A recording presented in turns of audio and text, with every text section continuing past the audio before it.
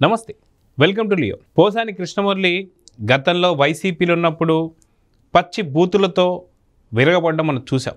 అయితే ఇప్పుడు అరెస్ట్ అయిన తర్వాత కొద్దిసేపు మొండిపట్టు పట్టిన మొత్తానికి నన్ను క్షమించండి రాజా అని అయితే అనడం తప్పల. అయితే ఖైదీ నంబర్ 2261 పరిస్థితి ఏంటి అనే దానిపై మనతో పాటు సీనియర్ జర్నలిస్ట్ కనకదుర్గ వడ్లమాని గారు ఉన్నారు. వారిని అడిగి తెలుసుకుందాం. మేడం నమస్తే. నమస్తే అండి. పోసాని కృష్ణమురళి ఏదైతే సినీ రచయిత అనుకోవచ్చు, అదిగాక డైరెక్టర్ అనుకోవచ్చు, మంచి యాక్టర్ అనుకోవచ్చు, చాలా రకాలుగా ఫేమస్. సినీ రంగంలో ఉన్నంత వరకు కావచ్చు, లేదా గతంలో టీడీపీకి సంబంధించి సపోర్ట్ చేసినప్పుడు కావచ్చు, అదే రకంగా ప్రజారాజ్యంలో ఉన్నప్పుడు కావచ్చు, ఎప్పుడు కూడా తనకు సంబంధించి విమర్శలు ఎప్పుడు మనం వినలా. ఎప్పుడైతే వైసీపీ పార్టీలో జాయిన్ అయిన తర్వాత నంది అవార్డులని కావచ్చు, మిగతా వచ్చే అవార్డులన్నింటినీ కూడా తను దూషిస్తూ, అదిగాక పవన్ కళ్యాణ్, చంద్రబాబు నాయుడు, లోకేష్ పైన బూతులతో విరుచుకుపడడం మనం చూసాం. మొత్తానికి ఎందుకు ఏంటి అనేది అయితే ఒక కంక్లూజన్కి అయితే వచ్చేసింది. మొత్తానికి ఖైదీ నంబర్ 2261ని ఎలా చూడాలంటే ఏం చెప్తారు? మొన్న అరెస్ట్ అయ్యాక వైసీపీ వాళ్ళ దగ్గరికి వచ్చారు. వస్తే అరెస్ట్ అయ్యాను రాజా, జైలుకి వెళ్తున్నాను రాజా అన్నట్టు. అక్కడ బింకంగానే ఉన్నాడు. ప్రెస్ వాళ్ళు ఉంటారు కదా. లోపలికి వెళ్ళాక నిన్న న్యాయస్థానం జడ్జి గారిని అన్నా అని సంబోధించట. ఆ తర్వాత పోలీసుల దగ్గర నన్ను వదిలేయండి రాజా, ప్లీజ్ రాజా, పెద్ద ముండావాడిని రాజా, నాకు ఇబ్బంది అవుతుంది రాజా అంటూ బతిమాలుకున్నట్ట. నేను క్షమాపణలు చెప్తున్నాను రాజా, అలా మాట్లాడి ఉండకూడదు అని ఒప్పుకుని మొత్తానికి ఖైదీగా వెళ్ళాల్సి వచ్చింది. అయితే ఫస్ట్ మీరు చెప్పినట్టుగా 3 డైలాగ్స్ చెప్పాడు. పొన్నవాళ్ళు బట్టి పట్టించిన 3 నాకు తెలియదు, నాకు గుర్తులేదు, మర్చిపోయాను. కానీ అంటే ఇప్పుడు ఇతను కరడు కట్టిన నేరగాడు కాదు కాబట్టి, ఏదో పేమెంట్ తీసుకుని బూతులు మాట్లాడిన వ్యక్తి కాబట్టి, అంటే ఇంకా రైటర్ కదా, కొంచెం మరీ అంత కఠినంగా ఉండలేడు. అందుకోసం నిజాలు ఒప్పేసుకున్నాడు. ఇక్కడ కొంచెం సాఫ్ట్నెస్ ఉంటుంది కదా, రాసే వాళ్ళకి కొంచెం సాఫ్ట్నెస్ ఉంటుందిలేండి. అందుకని ఒప్పేసుకుని సజ్జల చెప్తేనే నేను చేశాను, సజ్జల స్క్రిప్ట్ పంపించాడు, నేను మాట్లాడాను, సజ్జల భార్గవరెడ్డి, సజ్జల రామకృష్ణారెడ్డి వాళ్ళ స్క్రిప్ట్ పంపితేనే నేను అలా మాట్లాడాను, పేమెంట్ తీసుకునే చేశాను అని చెప్పాడు. 40 కోట్లు ఫస్ట్ వాళ్ళు ఇచ్చారు. మరి తిట్టినప్పుడల్లా మళ్ళీ ఏదో రోజుకి ఇన్ని లక్షలని ఏదో పేమెంట్, అది ఎంత అని నాకు తెలీదు. ఆ వార్త కూడా వచ్చింది. సో 40 కోట్లతోటి మై హోమ్ భుజియాలో 2 ఫ్లాట్స్ కొనుక్కున్నాడు. అంటే కొంచెం ఎక్కువ తీసుకుని ఉంటాడు. 22 కోట్లు ఎంతో అన్నారు ఒక్కొక్క ఫ్లాట్, ఎగ్జాక్ట్ మనకు తెలియదు. సో మనం చెప్పిన వార్తలు అయితే నిజమే కదా, మనమేం అబద్ధాలు మాట్లాడలేదు. సో ఇవాళ పోసాని లాంటి వాళ్ళ పరిస్థితి మీరు చూసారంటే, ఇవాళ అనిత గారు కూడా చాలా సీరియస్గా చెప్పింది ఆవిడ ప్రెస్ మీట్లో కూడా. మేమేమి అరెస్ట్ చేయించలేదు, ఎవడు తప్పు చేసినా వదలం, తప్పు చేసిన వాడు జైలుకి వెళ్తాడు. ఇది అందరూ గుర్తుపెట్టుకోండి. బూతులు మాట్లాడిన వాళ్ళు ఎవరిని కూడా ఉపేక్షించమంది. అయితే మీరు వైసీపీ వాళ్ళని టార్గెట్ చేశారని ఎవరు అడిగితే, నిజంగా మేము టార్గెట్ చేస్తుంటే ఒక్క వైసీపీ వాడు ఇట్లా తిరగగలిగేవాడా? అందరూ జైల్లో కదా ఉండాలి అని అడిగింది ఆవిడ. ఎందుకంటే ఇవాళ ఇంతమంది ఇంత హ్యాపీగా తిరుగుతూ ఇంకా దేర్ ఎంజాయింగ్ దేర్ లైఫ్. అది మరి ఎట్లా సాధ్యం? వీళ్ళు కక్ష కట్టుంటే. ఇప్పుడు వీళ్ళు అంటున్నారు కదా, మీరు కక్ష కట్టారు, మీరు మా మీద రివెంజ్ తీసుకుంటున్నారు. మీరు తప్పు చేశారు కానీ వీళ్ళు తప్పు చేయరుగా. చంద్రబాబు మీరు ఎప్పుడుదో కేసులు ఎందుకు తీసుకుంటున్నారని అడుగుతున్నారు. దానికి కూడా అంతగారు అదే చెప్పారు. ఎప్పుడో 10 ఏళ్ల క్రితం అన్నది మీరు తీసుకుని వచ్చి స్కిల్ డెవలప్మెంట్ చంద్రబాబు నాయుడు గారి మీద పెట్టారు. 53 రోజులు జైల్లో ఉంచారు. కానీ ఆయన బయటకు వచ్చేసారు, తప్పు చేయలేదు కాబట్టి. వీళ్ళు కూడా అంతే, ఎప్పుడో కేసే ఉంది, ఎప్పుడో తిడితే వదిలేస్తారా అని అడిగింది ఆవిడ. ఇప్పుడు పోసాని కృష్ణమురళికి అర్థం కానిది ఏంటంటే, మనం తిట్టేసి క్షమాపణ చెప్పేస్తే ఇంక అయిపోతుంది అక్కడితో అనుకున్నాడు. మీరు ఆ వీడియోలన్నీ వినండి ఒక్కసారి.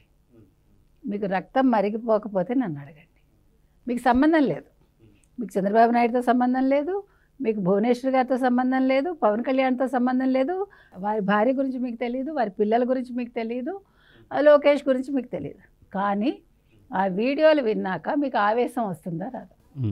అయితే ఇదే పోసాని కృష్ణమురళి ఇంటరాగేట్ చేస్తున్నప్పుడు ఫస్ట్ మొదట్లో పొన్నోలు సుధాకర్ చెప్పినటువంటి 3 డైలాగులు ఏవైతే ఉన్నాయో, నాకు తెలీదు, గుర్తులేదు, మర్చిపోయా, ఇవి చెప్పిన తర్వాత మళ్ళీ తన వీడియోలు తనకే వినిపించినప్పుడు ఖచ్చితంగా ఇంకా ఒప్పేసుకోవాల్సి వచ్చిన పరిస్థితి మనం చూసాం. అయితే అక్కడ ఆ వీడియోలలో కూడా అంటే వాస్తవానికి అరెస్ట్ అయినటువంటి ఒక సందర్భం అనేది ఏదైతే ఉందో కులాల మధ్య చిచ్చు పెడుతున్నాడు అనేటువంటి ఒక సమావేశం, దానికి వినిపించారు, దానికి ఒప్పేసుకున్నాడు. దాని తర్వాత ఒక వీడియోకి మాత్రం నిజంగా పోసాని కృష్ణమురళి తను పశ్చాత్తాపడుతున్నట్టుగా ఏదో మాట్లాడాడట. అదేంటి అంటే పవన్ కళ్యాణ్ గారి పిల్లలు ఎవరైతే ఉంటారో వాళ్ళు ఖచ్చితంగా పెద్దవాళ్ళు అవుతారు, నేను బ్రతికే ఉంటాను, అది చూసి నువ్వు రక్త కన్నీరు పెట్టుకుంటావు అని చెప్పేసి అన్నమాట. బోరుగడ్డ అనిల్ అన్న మాటల్ని మనం చూసుకోవచ్చు. సో దీన్ని అంటే ఇంత క్రూరంగా ఇంత మూర్ఖంగా ఇలాంటి ఈ క్రూరత్వాన్ని అదిగాక వయసు పైబడింది ఒక రచయిత, గతంలో ఎప్పుడు కూడా అతను ఇలాంటి ఎలిగేషన్స్ ఎప్పుడూ లేవు, అలాంటి వాడు ఇలా మాట్లాడిస్తున్నారు అంటే ఫస్ట్ ఎవరిని అరెస్ట్ చేయాలంటారు? అసలు మనం అదే మీకు ఇందాక ఏం చెప్పాను నేను, ఇప్పుడు ఆ వీడియోలు వింటే మీకు ఆవేశం వస్తుందా రాదా అని అడిగాను.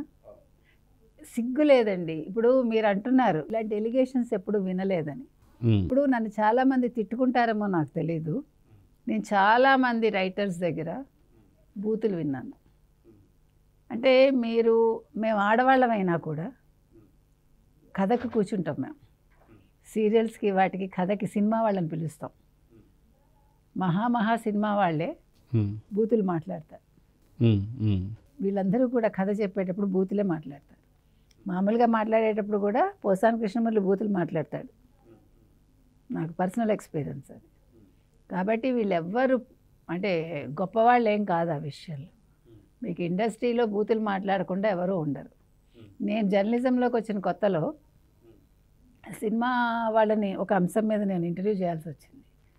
ఒక ఆయన అయితే ఎంత తిప్పలు పడిపోయాడంటే ఆయనకి మాట్లాడితే బూతులు తప్పరావు. నేను అప్పుడు పొలిటికల్ జర్నలిస్ట్ని, నేను అవి వినలేను. నాకు అసలు ఆ వీడియో చేయడానికి అది రాసుకోవడానికి నాకు ఎంత కష్టమైందో. అంటే వ్యక్తిగత అనుభవాల ద్వారానే మనకు తెలుస్తాయి ఇవన్నీ. కాబట్టి అక్కడ బూతులు మాట్లాడేశానని మీరు పరాయివాడి పిల్లల్ని పరాయివాడి భార్యల్ని అంటావంటే తోలు తీసేయాలి, ఒక్కొక్కరికి తోలు తీసేయాలి, మామూలుగా కాదు. ఎందుకంటే ఆ బాధ ఒక మహిళగా నాకు తెలుసండి. ఇప్పుడు ఇదే పోసాని భార్యని ఎవరైనా అంటే ఆ భార్య ఊరుకుంటుందా, పోసాని ఊరుకుంటాడా? ఇప్పుడు ఆవిడ అంత మాట్లాడుతోంది కదా, వల్లభనేని వంశీ భార్య అంత మాట్లాడుతున్నారు కదా, వీళ్ళందరూ ఆడవాళ్ళు కదా. అంటే మీ భర్తలు ఇలా మాట్లాడితే మీరు ఇంకా ఎలా వెనకేసుకొస్తున్నారు? అసలు ఈ పాటకు వదిలిపెట్టి వెళ్ళిపోవాలిగా, వదిలిపెట్టి వెళ్ళిపోవాలా వద్దా అండి? భువనేశ్వర్ గారి మీద మాట్లాడాడు, చాలా గొప్పవాడిని అనుకుని మాట్లాడాడు, వ్యంగ్యంగా మాట్లాడాడు, మీరు చూసే ఉంటారు. అంటే ఎంత కొవ్వెక్కితే మాట్లాడతాడు, ఎంత కొవ్వెక్కితే మాట్లాడతాడు. అంటే చంద్రబాబు నాయుడు గారు భార్య నా భర్త ఇట్లాగా ఇబ్బంది పడుతున్నాడు, నా భర్త అని మాట్లాడితే నీకు అందులో వ్యంగ్యమేముంది? అసలు నీకు ఎంత ఒళ్ళు కొవ్వు కాకపోతే నువ్వు మిమిక్రీ చేసి వినిపిస్తావు. నువ్వు మిమిక్రీ చేశాడు, మరి వీళ్ళని వదిలిపెట్టమంటారా మీరు? అయితే ఇప్పుడు ఏదైతే గత కొన్ని నెలల క్రితం మనం చూసుకుంటే ఇదే పోసాని కృష్ణమురళి లేదు నేను రాజకీయాలు మానేశాను, రాజకీయంగా ఇప్పటి నుంచి ఎటువంటి మాటలు మాట్లాడనని చెప్పి వదిలేశాడు. సో నిజంగా అలా వదిలేస్తే వదిలేయాలంటారా?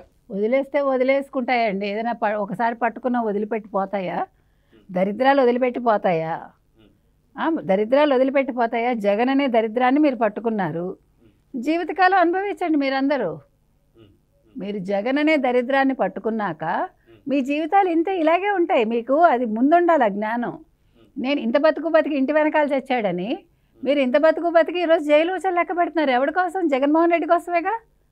అంటే మీకు అప్పుడు డబ్బులు కనిపించాయి. ఈ డబ్బు అనేది మదం ఎక్కి మీకు డబ్బు మదంతో మీరు ఇవన్నీ చేశారు. నువ్వు చూడండి డబ్బా, నీకేం డబ్బులు రాలేదా? నువ్వు సంపాదించుకున్నావుగా, కష్టార్జితమే కదా అది చాలదా నీకు? నేనేం చెప్తున్నానంటేనండి, మీరు ఒక్కసారి మొత్తం గమనించండి.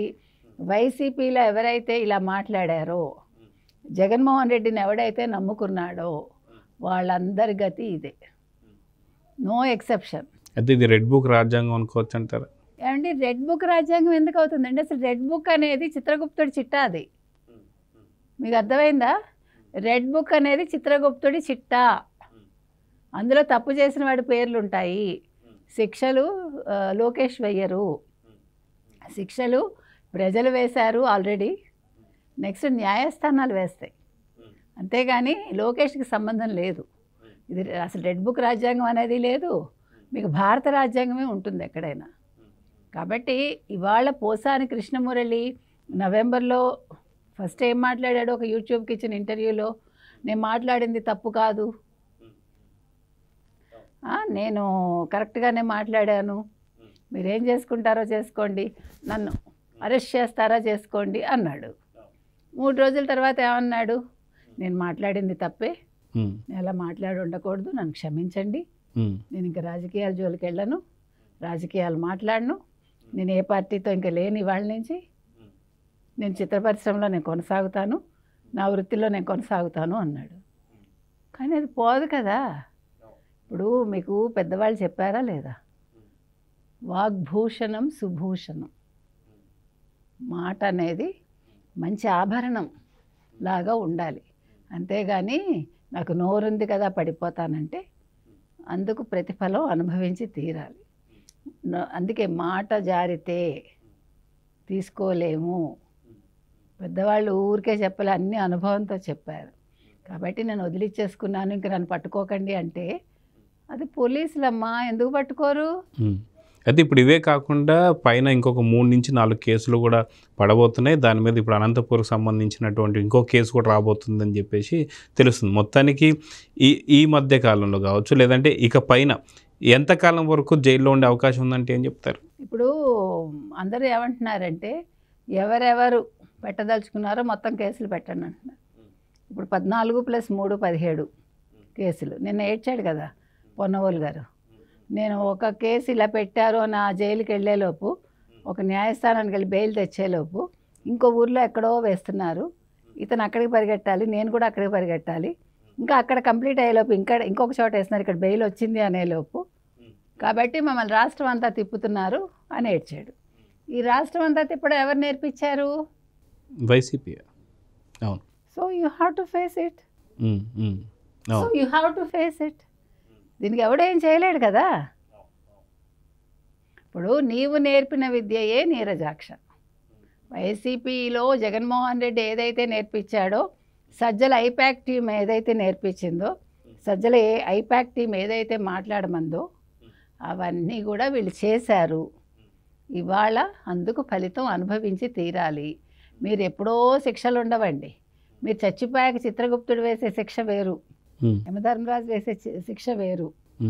ఇక్కడ ఇది ప్రజా కోర్టులో, ప్రజా తీర్పులో మీరు అంటే న్యాయస్థానాలు ఏ శిక్ష వేస్తే అది అనుభవించాలి. నీకు వయసు అయిపోయింది 66 ఏళ్ళకే అంటే 74 ఏళ్ళ మనిషి మరి ఏమైపోవాలి? అంటే ఆయన ముసలాడు, మీరు ముసలాళ్ళు కాదు, మీరు పడుచువాళ్లే కదా. మరి దోవలు కొట్టకపోతే రంభా ఊర్వశి వచ్చి ముద్దు పెట్టుకుంటా ఏదో అడిగాడు, ఎవరు కొడాలి నాని అన్నాడు, ఆర్కే రోజా కూడా అంది. కాబట్టి ఇప్పుడు మీ అందరికీ కూడా జైల్లో దోమలు పాపం డ్యాన్స్ చేసి చూపిస్తాయి. అంటే మీరందరూ సినిమాలకు చెందిన వాళ్ళు, అలాంటి పెద్ద మనుషులు కాబట్టి, ఆయన రాజకీయాలు కాబట్టి దోమలు ముద్దు పెట్టుకుంటాయా అని అడిగారు. మీకైతే నాట్యం చేసి చూపిస్తాయి. అప్పుడు మీరు కూడా తైతక్కలాడాలి అక్కడ. మొత్తానికి పోసాని కృష్ణమూర్తికి అయితే జ్ఞానోదయం అయిందన్నట్టే కనిపిస్తుంది, కానీ వైసీపీ వాళ్ళని ఎవరైనా నమ్మకూడదని చెప్పి ఏపీ ప్రజలైతే అంటున్నారు. సో చూద్దాం జరగబోతుంది. నమస్తే. నమస్తే. Please subscribe to Leo News for more videos.